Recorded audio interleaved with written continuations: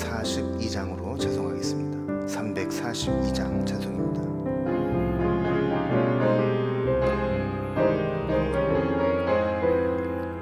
너 시험을 당해 죄 짓지 말고 너 용기를 다해 곧 물리치라. 너 시험을 이겨 새 힘을 얻고 주 예수를 믿어 늘 승리하라. 우리 구주의 힘과 그의 위로를 빌라. 주님 내 편에 서서 항상 도우시리.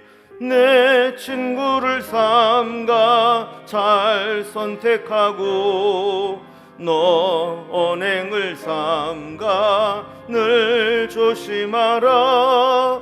너 열심을 다해 늘 충성하고 온 정성을 다해 주 봉사하라.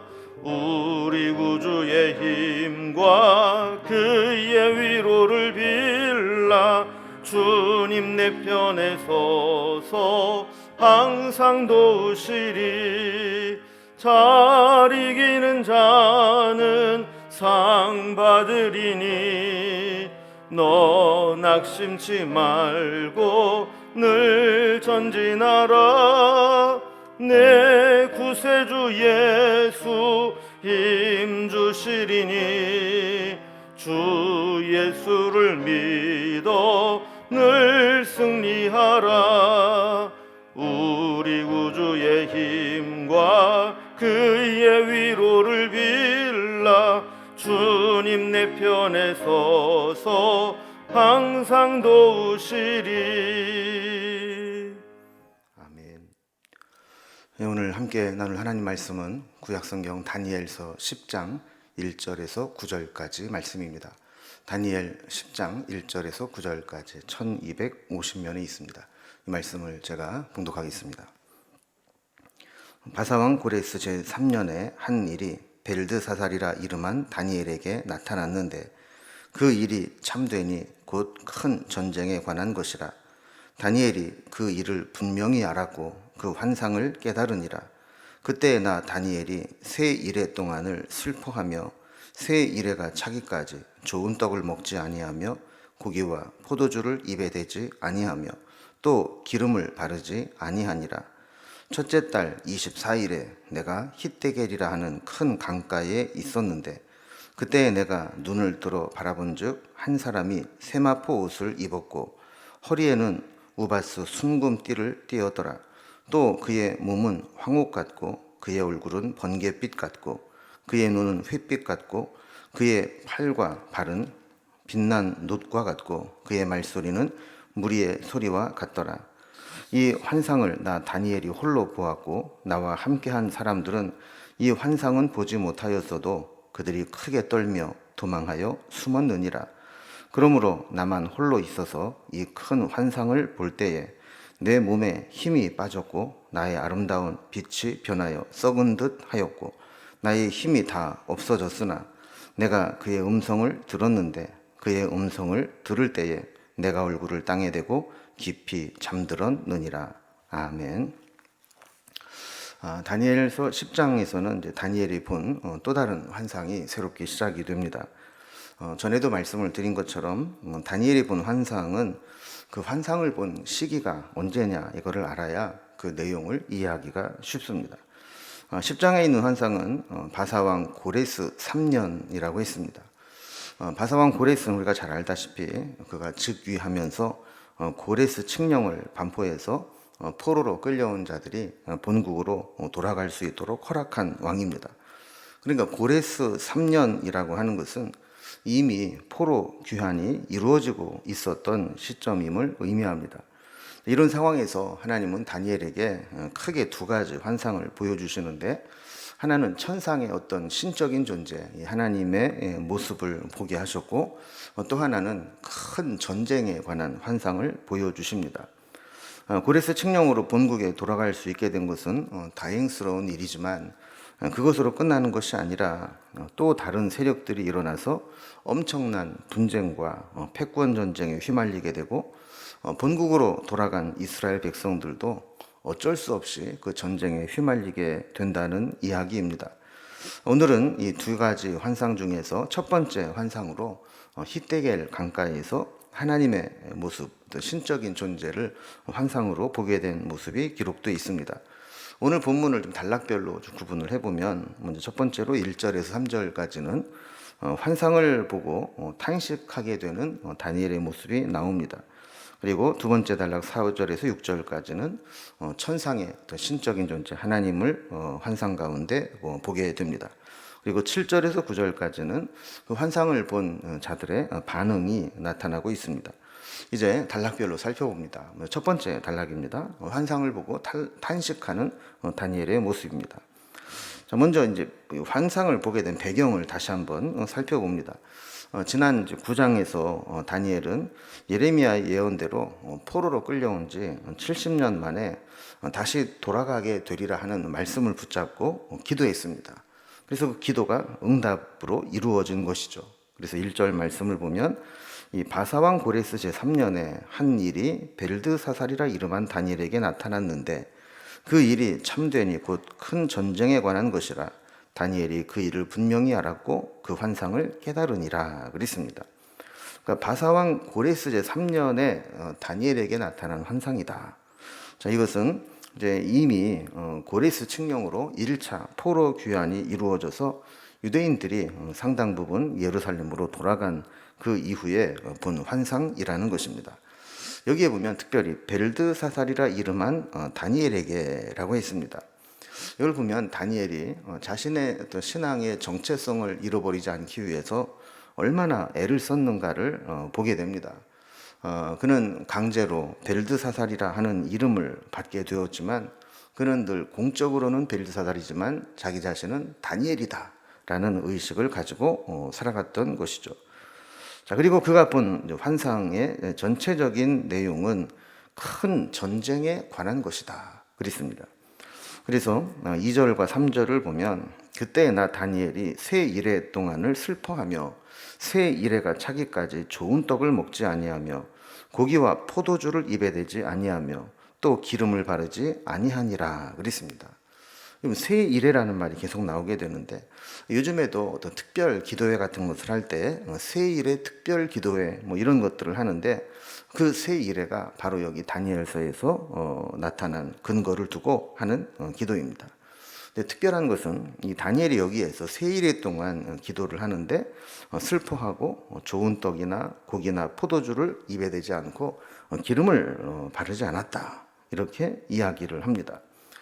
자, 기도의 응답으로 이제 고국으로 돌아갈 수 있게 되었는데 그것으로 끝이 아니고 그 뒤에 이어지는 내일 보게 되는 큰 전쟁에 대한 환상을 보게 되면서 다니엘은 그것을 깨닫고 슬픔에 잠기게 된 겁니다. 그러니까 앞으로 되어질 상황이 본국으로 돌아간다고 끝이 아니고 더 큰 전쟁에 휘말리게 되기 때문에 그는 세 일 동안 기도하면서 이렇게 부분적인 금식을 하면서 슬픔 가운데 있었던 것이죠. 이제 두 번째 단락을 보면 이제 천상의 존재 하나님을 환상 가운데 보게 되는 모습이 나옵니다. 자, 환상의 배경을 이렇게 설명합니다. 4절에 보면 첫째 달 24일에 내가 히데겔이라는 큰 강가에 있었는데 그랬습니다. 이 히데겔이라고 나오는 강은 이제 티그리스 강을 의미합니다. 특히 이제 티그리스 강과 유브라데 강이 만나는 부근을 지칭하게 되는데 5절에 보면 여기 한 사람을 보게 됩니다. 5절과 6절에 이 사람에 대해서 설명을 하는데 이렇게 묘사를 합니다. 한 사람이 세마포 옷을 입었고 허리에는 우바수 순금띠를 띠었더라. 또 그의 몸은 황옷 같고 그의 얼굴은 번갯빛 같고 그의 눈은 횃불 같고 그의 팔과 발은 빛난 놋과 같고 그의 말소리는 무리의 소리와 같더라 그랬습니다. 우리가 뭐 여러 가지로 묘사를 하고 있지만 한눈에 보아도 평범한 사람의 모습은 아니라는 것을 알 수 있죠. 세마포 옷은 제사장이 입던 예복입니다. 또 순금띠를 띠었다. 왕이나 황제가 하는 것이죠. 그런데 몸이 황옷 같았고 얼굴은 번갯빛 같았고 눈은 횃불 횃불 같고 팔과 발은 빛난 놋과 같고 말소리는 한 사람이 말하는데 여러 무리가 함께 외치는 것과 같은 소리였다라는 겁니다. 이런 모습은 요한계시록 1장에서 요한이 본 예수님의 모습과 거의 일치합니다. 그러니까 이러한 모습들은 이분이 일반적인 사람이 아니라 어떤 하나님의 형상을 하고 있다는 것을 설명하는 것이죠. 그래서 다니엘이 본 이 사람의 모습은 사람으로 나타난 하나님, 또 육신의 몸을 입고 오신 예수님의 모습이라고 성경학자들은 보게 됩니다. 이 환상이 이제 다음에 보게 된 전쟁의 환상과 이렇게 이어지게 되는데, 하나님은 먼저 하나님이 우리와 함께하고 계시다라는 사실을 이 신적인 존재를 통해서 이렇게 보여주고 있는 겁니다. 세 번째 단락을 보면 이 환상을 본 다니엘과 그 주변에 있던 사람들이 어떤 반응을 보였는가 하는 겁니다. 그러니까 다니엘이 본 이가 육신을 입고 오신 하나님이라면 이건 엄청난 사건입니다. 7절에 보면 이 환상을 나 다니엘 홀로 보았고 나와 함께한 사람은 이 환상은 보지 못하였어도 그들이 크게 떨며 도망하여 숨었느니라 그랬습니다. 자, 그 자리에 다니엘뿐만 아니라 여러 사람들이 함께 있었던 것을 알게 되는데, 이 환상 중에 나타난 하나님의 모습을 본 사람은 다니엘뿐입니다. 그 하나님은 보면 감당할 수 있는 사람에게만 나타나시고 말씀을 주시는 것을 보게 되죠. 그러니까 다니엘만이 약속을 붙잡고 기도했고 나라가 망하고 포로로 끌려온 지 70년이 지났어도 여전히 하나님의 약속을 의지해서 돌아갈 날을 소망하며 믿음으로 기도했기에 다니엘에게 보여주신 것입니다. 이게 신기한 장면이 연출되는데, 이분의 환상을 본 것은 다니엘 혼자입니다. 그런데 그 주변에 있던 사람들은 그 환상을 보지는 못했다는 것을 확인했습니다. 그럼에도 불구하고 그들은 뭔가 눈으로 보지는 못했지만 주께서 임재하실 때 느끼는 주의 영광과 위엄을 느낄 수 있어서 크게 떨며 도망하여 두려워 숨었다라는 겁니다. 그러면 이 환상을 본 다니엘은 더했죠.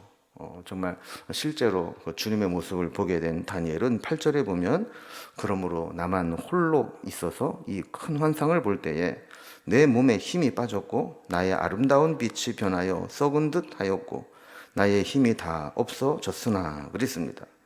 그러니까 다니엘 역시 그리스도의 모습으로 나타나는 환상을 보고는 그 영광스러운 권능의 모습 앞에 압도되어서 몸에 힘이 빠지고 마치 죽은 사람처럼 사색이 되어서 힘이 다 없어졌다라고 고백하는 겁니다. 9절에도 보면 내가 그의 음성을 들었는데 그의 음성을 들을 때에 내가 얼굴을 땅에 대고 깊이 잠들었느니라 그랬습니다. 이 환상을 보고 주님의 음성을 들을 때 다니엘은 깊은 잠에 빠졌다라는 거예요. 다니엘서에 보면 또 다른 성경에 보면 종종 이 잠들었다라는 표현이 있는데 원래의 의미는 정신을 잃었다라는 의미입니다. 그러니까 주님 환상을 보고 음성을 듣게 되었을 때 정신을 잃게 된 거죠. 사도 요한도 계시를 받을 때 주님의 모습을 보고 난 후에 비슷한 경험을 합니다. 계시록 1장 17절에 보면 내가 볼 때에 그의 발 앞에 엎드려져 죽은 자 같이 되매 그가 오른손을 내게 얹고 이르시되 두려워하지 말라 나는 처음이요 마지막이니 그랬습니다. 이와 같이 하나님의 임재를 경험하고 체험한 사람은 맨정신으로 감당할 수가 없었던 것이죠. 다니엘이 활동할 이 당시에는 세계 열강들이 세워지고 망하고 또 다른 나라들이 다시 패권을 쥐는 그런 격변기였습니다. 모두 자신이 세계의 주인이 되겠다고 서로 힘을 겨루며 일어난 자들입니다. 그러나 하나님은 그렇게 하늘에 하나님의 모습을 보이시면서 그들이 아무리 나라를 나누어 갖는다 할지라도 진짜 역사와 인류의 주인은 하나님이심을 다니엘에게 드러내시기 위해서 이렇게 보여주신 것입니다. 상황이 아무리 절망적이라 할지라도 하나님이 함께하고 계시고 하나님의 주권을 나타내시기만 한다면 우리에게는 아직 소망이 있습니다.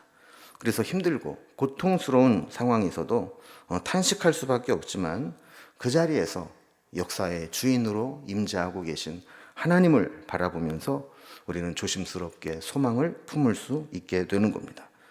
우리도 힘들고 고통스러운 상황 가운데 있다 할지라도 하나님이 우리 인생의 또 역사의 주관자이심을 고백하면서 하나님께 소망을 두고 하나님의 인도하심을 받을 수 있기를 주님의 이름으로 기원합니다. 기도하겠습니다.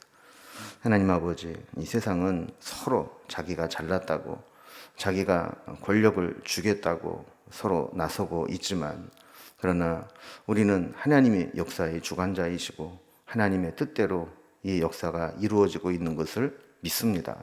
아무리 세상이 혼탁하고 흉흉하고 복잡하고 또한 여러 가지 소리들이 들린다 할지라도 우리는 하나님만 바라보면서 하나님께 선하신 뜻을 이 땅에 이루시기를 소망하며 기다리며 주님을 바라보는 삶을 살아가게 하여 주옵소서. 우리 주변에도 여러 가지 복잡하고 힘든 일들이 있습니다. 그러나 이 모든 일을 주관하시는 분은 하나님인 줄로 믿사오니 하나님 친히 우리 인생 가운데 개입하셔서 하나님이 주인 되심을 나타내 주시고 주의 백성들을 주의 뜻대로 인도해 주옵소서. 오늘 하루도 주님과 동행하며 살아가기를 소망하며 예수님의 이름으로 기도드리옵나이다. 아멘. 각자의 기도 제목들로 자유롭게 기도하시겠습니다.